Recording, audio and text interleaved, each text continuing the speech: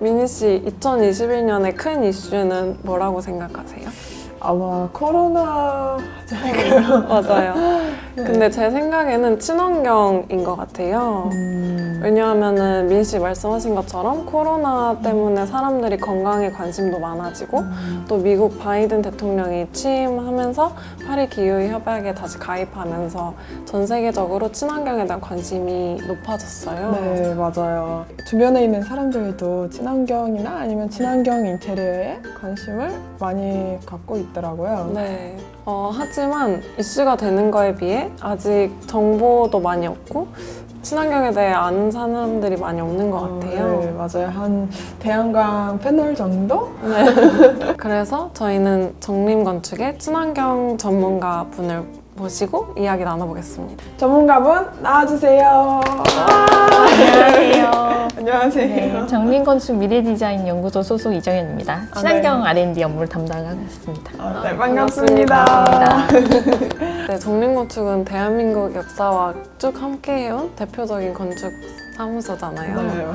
그래서 이제 뭐 무역센터, 월드컵 경기장, 청와대까지 되게 유명한 공간들을 많이 했다고 알고 있어요. 네, 정립건축에 대해서 짧게 소개해 주실 수 있을까요? 말씀하신 프로젝트 보시면은 아시겠지만 저희가 그 연세가 조금 있는 회사입니다. 그래서 1967년에 설립을 해서 이제 올해로 54주년을 맞이를 했고요. 그래서 아마 이렇게 오랫동안 작업을 이어왔기 때문에 정림건축이라는 설계사무소를 모르시는 경우는 있어도 이렇게 정림이 설계한 건물을 경험해 보신 거는 다들 한 번 정도 있으실 거예요. 예를 들어서 뭐 인천공항을 통해서 해외여행을 간다던가 스타필드에서 쇼핑을 하고 이제 CGV에서 영화를 보고 샌프란스에서 진료를 받고 공부를 열심히 해서 서울대에 가고 뭐 이러시면은 이게 다들 한 번씩은 경험을 해보셨을 거라는 거죠. 이렇게 굵직한 프로젝트들을 오랫동안 많이 해올 수 있었던 거는 아무래도 어떤 한 사람의 스타 건축가의 재능이나 영감을 의존하기보다는 여러 전문가들의 협업을 중요하게 생각을 하는 조직 설계를 추구했기 때문이 아닌가 생각을 하고요. 그다음에 저희가 아무래도 이렇게 전 국민을 대상으로 하는 그런 큰 시설들을 많이 하다 보니까 건축물의 윤리적인 측면, 그다음에 사회적인 책임 이런 거에 되게 민감한 편이라 건강한 공간을 만드는 거를 미션으로 삼고 있습니다. 친환경의 범주가 굉장히 넓다고 생각하거든요. 그래서 예전에 웰빙 열풍이 불 때 친환경과 또 지금의 친환경은 또 되게 다르다고 생각하는데 그런 친환경에 대한 정의를 설명해 주실 수 있을까요? 친환경이라는 단어가 가진 그 뜻의 범주가 엄청나게 넓다 보니까 조금 명확하지 않게 혼재가 돼가지고 쓰이는 경우가 많은 것 같아요. 웰빙이라는 단어가 한창 유행을 했을 때는 이제 내 몸에 좋은 거를 챙기고 이게 나쁜 거는 안 하고 좀 이런 개념 그런 쪽으로 이렇게 생각을 많이 하셨던 것 같고요. 최근에 친환경 건축 분야에서 친환경이라고 한다면 그쪽보다는 인류가 살아남기 위한 지구 환경을 보존하는 거 그 개념에 조금 더 가깝다고 생각을 해요. 이것도 또 곡물을 재배할 땅이 있어야지 건강 밥상도 차릴 수 있잖아요. 그래서 이런 접근인 거죠. 친환경적인 공법이나 자재, 지켜야 하는 건축법 같은 게 있을까요? 그런데 지금 가장 이슈가 되고 있는 거는 사실 자재 쪽이라기보다는 이제 온실가스 저감이랑 관련이 있는 에너지 절감 쪽이에요. 그래서 지금 대표적으로 우리나라 같은 경우에 이게 500제곱미터 이상인 거의 모든 용도의 건축물들이 에너지 절약 계획서라는 거를 제출을 하게 되어 있거든요. 거기에 포함되어 있는 가장 대표적인 항목이 이제 단열을 어느 정도 이상 해야 된다. 뭐 이런 것들을 규제를 하고 있어요. 공공기관 같은 경우에는 지금 제로 에너지 건축을 인증을 받아라라는 게 의무화가 돼서 시행이 되고 있고 2025년까지 민간까지 확대를 하겠다라고 하는 계획이 세워져 있는 상태입니다. 그렇다면 이 건물이 친환경인지 아닌지는 어떻게 판단하나요? 제로에너지 건축이 의무화가 될 거라고 말씀을 드렸잖아요. 여기 제로라는 숫자가 들어가 있다는 게 의미하는 좀 시사하는 바가 좀 크거든요. 그거는 어떤 건축물의 정량화 가능한 성능을 기반으로 친환경을 달성을 하겠다라는 그런 의미예요. 그 피터 드러커라는 유명한 경제인이 있잖아요. 그분이 하신 말씀인데 측정할 수 없는 것은 관리할 수 없고 관리할 수 없는 것은 개선할 수 없다라는 얘기를 했어요. 저는 이게 최근에 친환경에 대해서 굉장히 잘 표현을 하는 그런 말이라고 생각을 하는데요. 예전이랑은 다르게 실시간으로 건물의 환경 성능을 정량화하고 이제 측정을 할 수가 있게 된 거죠. 그래서 관리할 수 있는 범위가 굉장히 높아졌고 이제 계산을 할 수 있는 여지도 굉장히 커진 거죠. 시공할 때도 좀 환경적인 부분이 많이 고려되는지. 지금 안 그래도 중요한 말씀을 해주신 것 같은데요. 저희가 설계 단계에서 이런 전형적인 목표를 달성을 하기 위해서 반영을 해놓은 여러 가지 요소들이나 스펙들이 있는데 이런 것들이 설계 단계에서 끝나는 게 아니라 시공 단계까지 그대로 그 유지가 될 수 있게 관리를 하는 게 굉장히 중요하거든요. 이게 시공 과정에서 중요하다는 걸 잘 모르시고 이거를 빼시는 경우들도 있고 그래서 그런 거에 대해서는 조금 이렇게 제도적으로나 좀 보완이 필요하다고 다들 이야기를 하고 있어요. 친환경 규제가 심하면 디자인적인 요소를 포기해야 될 것 같은 생각이 들어요. 건물에 태양광 패널을 도배해야 될 것 같은 친환경 건축과 이쁜 디자인을 같이 할 수 있는 방법은 있을까요?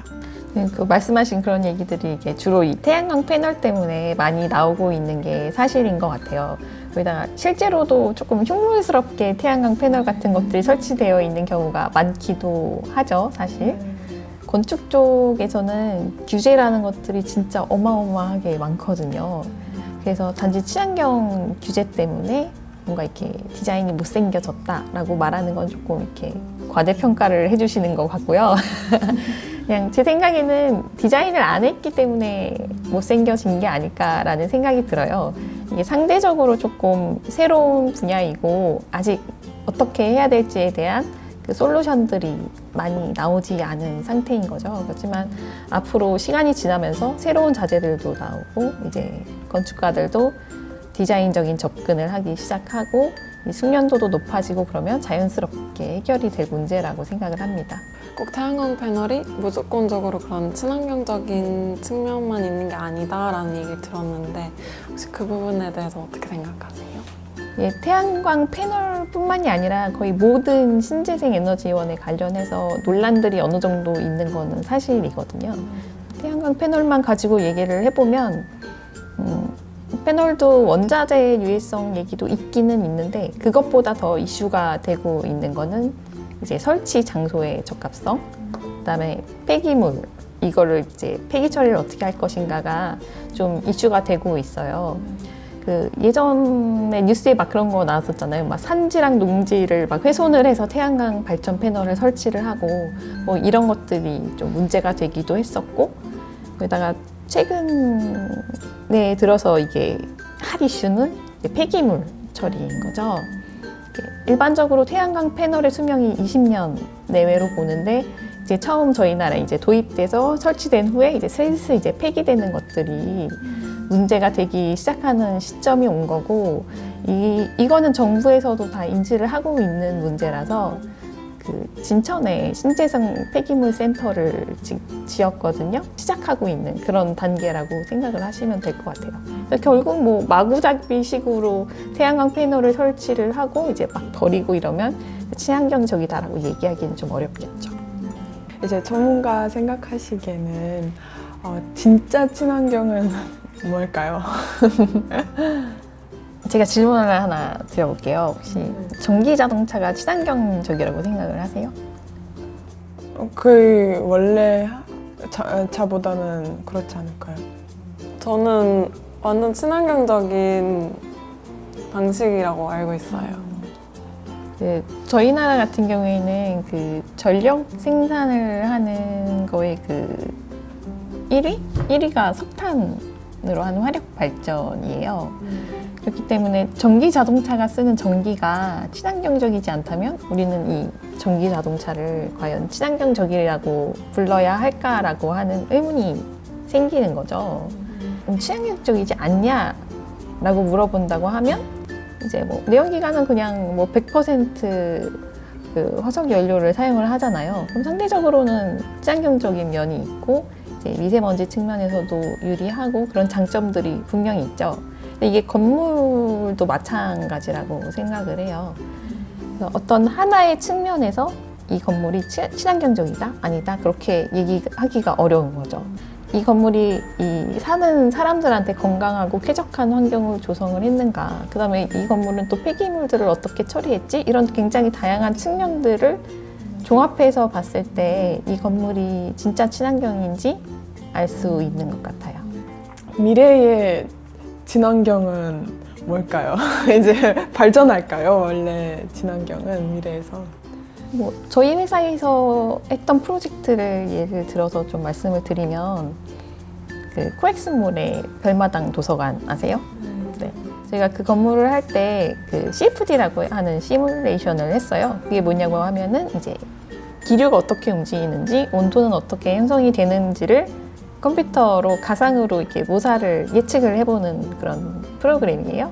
이제 여름철에 이게 다 유리다 보니까 너무 더워지지는 않는지 뭐 이런 거를 검토를 해서 지붕의 이렇게 제일 높은 부분에 이제 창을 뚫어서 이제 가열된 공기는 그걸 통해서 나갈 수 있게 만들어 놨고, 컴퓨터 시뮬레이션을 통해서 가장 효율적인 위치에 가장 적당한 사이즈의 창을 낼 수 있게 된 거죠. 그래서 여기서 한 발 더 나간다고 하면은 조건이 맞춰지면 창을 자동으로 이렇게 제어를 한다든지 뭐 그렇게도 할 수가 있겠죠. 이제 사람이 이렇게 신경을 쓰지 않아도 얘들이 알아서 하는 거죠. 마치 대형 AI처럼. 가능할 것 같아요. 네, 언젠가는 가능할 것 같긴 해요. 마지막으로 이제 시민들에게 집에서 할 수 있는 친환경을 위한 팁 같은 거 있을까요? 이게 정말 큰 변수인데 어떻게 할 수 없는 게 사용자라고 얘기를 하거든요.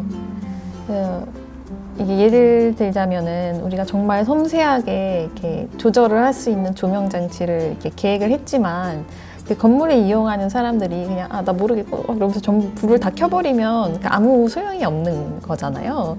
그래서 제 생각에는 일단 가장 중요한 거는 그런 내가 필요한 거, 그다음에 불필요한 걸 갖다가 좀 섬세하게 들여다보고 그거를 조절하는 어떤 그 마음가짐, 그런 게 일단은 가장 중요한 것 같아요. 무슨 만병통치약처럼 얘기하는 뭐 친환경 자재 뭐 이런 거에 대해서는 너무 크게 집착을 할 필요는 없다고 생각을 해요. 이 건물 이런 실내 공간을 봤을 때도 워낙에 많은 요소들이 한 군데에 모이는 거기 때문에 어떤 특이한 뭐 하나의 자재가 전체적인 성능을 좌지우지하는 경우는 많지는 않고요. 오히려 특별히 나쁜 자재가 하나 있다면 그거는 좀 영향을 미칠 수가 있죠. 그러니까 어떤 특별한 하나를 뭔가를 하겠다라는 생각보다는 전체적으로 골고루 이제 성능을 유지를 할 수 있는 자재를 보시는 게 더 좋은 접근이 아닌가라고 생각을 합니다. 오늘 친환경 대해서 엄청 많은 걸 알게 됐어요. 약간 수업 같았어요. 맞아요. 진짜 친환경에 대한 생각이 한층 더 깊어졌어요. 네. 오늘 나와주셔서 너무 감사하고요. 네, 초대해 주셔서 감사합니다. 우리도 다음에 좋은 영상으로 다시 오겠습니다. 네. 네. 감사합니다. 감사합니다.